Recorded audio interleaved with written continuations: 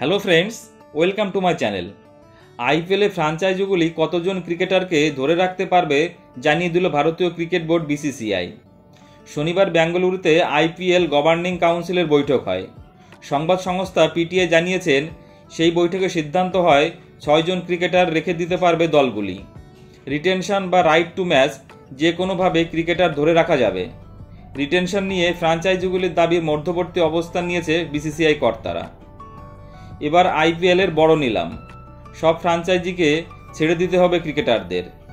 নিলামে পছন্দের ক্রিকেটারদের কিনে নতুন দল গড়ার সুযোগ পাবে ফ্র্যাঞ্চাইজিগুলো, তবে দলে একেবারে ভেঙে দেওয়া যাবে না। আগেরবার খেলা কয়েকজন গুরুত্বপূর্ণ বা প্রয়োজনীয় ক্রিকেটারকে আরও 3 বছরের জন্য রেখে দেওয়ার সুযোগ থাকবে। শনিবার বেঙ্গালুরুর বৈঠকের প্রধান আলোচ্য বিষয় ছিল এটাই। শনিবার রাতের দিকে সিদ্ধান্ত জানানো হয়েছে। বোর্ড জানিয়েছে, কোনো ফ্র্যাঞ্চাইজি কতজন ধরে রাখবে এবং কতজনকে রাইট টু ম্যাচ হিসেবে কিনবে সেটা তাদের উপরে ছেড়ে দেওয়া হয়েছে।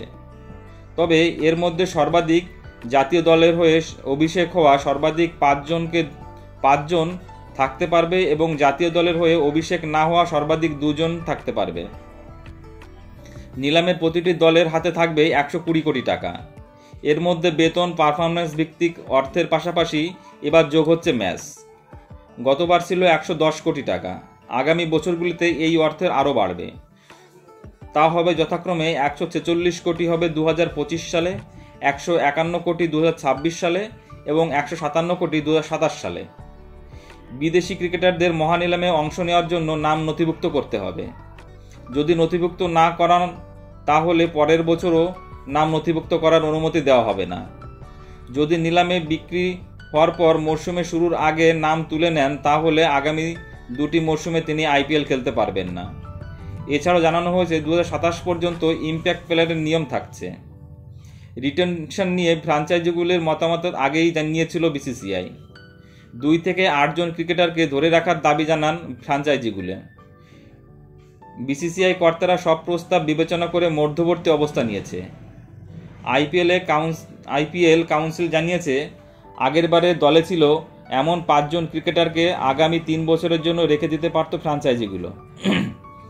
এই ক্রিকেটারদের নাম জানাতে হবে নিলামের আগে।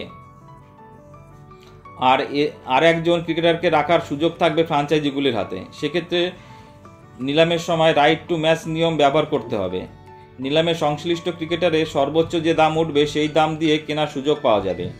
সব মিলিয়ে মোট 6 জন ক্রিকেটারকে ধরে রাখার সুযোগ থাকবে এবার।